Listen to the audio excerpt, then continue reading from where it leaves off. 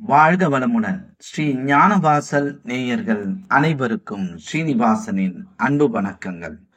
12/5/2024 அதீத சக்தி வாய்ந்த இந்த 8 எழுத்து மந்திரத்தை இவ்வுலகிற்கு கூறிய ஸ்ரீ ராமானுஜர் ஜெயந்தி.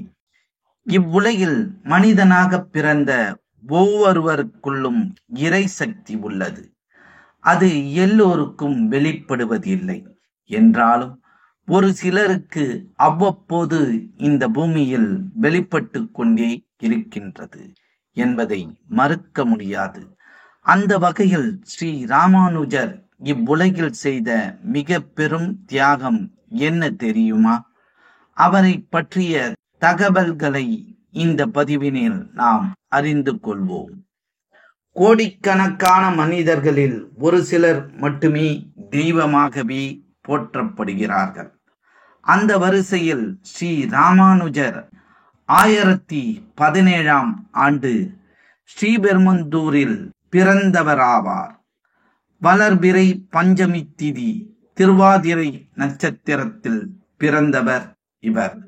தனது 120வது வயதில் உயிர் நீத்தார். எனினும் மறுநாளே அவ்வுடல் மேலெழுந்து வந்தது அனைவரையும் ஆச்சரியத்திற்கு உள்ளாக்கியது. தியானத்தில் அமர்ந்த அவருடைய திருமேனிக்கு சித்திரை மற்றும் ஐப்பசி மாதங்களில் குங்குமப்பூ, பச்சை கற்பூரம் கொண்டு செய்யப்பட்ட தைலம் பூசப்படுகிறது. ஸ்ரீரங்கநாதர் கோயிலில் இருக்கும் இவருக்கு முதல் வழிபாடு நடந்த பிறகே ரங்கநாதருக்கு சிறப்பு வழிபாடுகள் நடைபெறுவது வழக்கம். அத்தகைய சிறப்புகள் வாய்ந்த ஸ்ரீ ராமானுஜர் பக்தர்கள் வேண்டிய வரங்களை வாரி வழங்க கூடியவராக இருக்கின்றார். இவர் இவ்வளவு சிறப்புகள் பெற என்ன காரணம் தெரியுமா?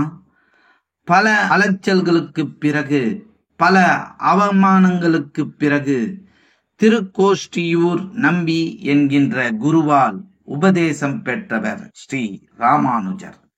அவருடைய குருவானவர் இந்த மந்திர உபதேசத்தை வேறு யாரிடமும் கூறக்கூடாது என்று கூறியுள்ளார். ஆனால் இவ்வுலகம் பயனடைய வேண்டும், தான் தன்னால் கருதாது தான் நரகம் சென்றாலும் பரவாயில்லை என்று அந்த மந்திரத்தை பக்தர்கள் அனைவருக்கும் தன்னுடைய உரத்த குரலில் பகிரங்கப்படுத்தினார்.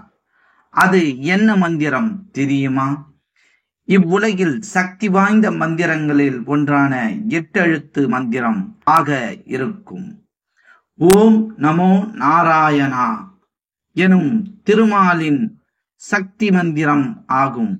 ஓம் நமோ நாராயணா என்று எவர் ஒருவர் உச்சரித்தாலும், ஓம் நமோ நாராயணா என்று எவர் ஒருவர் உச்சரித்தாலும் அவருக்கு வரும் இன்னல்கள் யாவும் மலை போல் வந்தாலும் பனி போல் விலகும் என்பது நம்பிக்கை. இம்மந்திரத்தை பக்தர்களுக்கு தன் குருவையும் மீறி வெளி உலகிற்கு கூறியதால் அவர் நரகம் செல்வார் என்று சாபங்கள் உண்டானது. எனினும் அவர் தன் கடைசி காலம் வரை வைணவ குலத்தில் தொண்டுகள் செய்தே மோட்சம் பெற்றார். ஜாதி மத ஏற்றத்தாழ்வுகளை களைய மேலக்கோட்டை திருநாராயணபுரத்தில் ஒதுக்கப்பட்ட மக்களை கோயிலுக்குள் நுழைய புரட்சி செய்தார். அறியும் சிவனும் ஒன்று என்பதை இவ்வுலகிற்கு அறிவுறுத்தினார். இவரின் பெருமைகளை சொல்லும் பொழுதே நமக்கு மெய் சிலிர்க்கும். ஸ்ரீ ராமானுஜருக்கு பெருமாளே சீடனாக பணிபுரிந்த காலங்கள் உண்டு.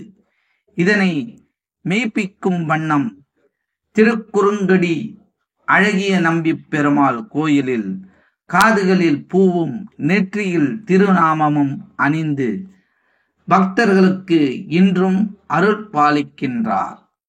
இக்கோவிலில் இருந்து சுமார் 12 கிலோமீட்டர் தொலைவில் திருப்பதி வட்டப்பாறை அமைந்து இருக்கும். திருவனந்தபுரம் கோவிலிலிருந்து கருடன் இப்பாறையில் ராமானுஜரை கொண்டு வந்து கிடத்தியதாக புராணங்கள் கூறுகின்றது. திருவனப்புரத்தில் பூஜை முறைகளை சீர்திருத்த நினைத்த ஸ்ரீ ராமானுஜரை பெருமாள் கருடனை அனுப்பி இவ்வாறு செய்ததாக குறிப்பிடப்படுகிறது.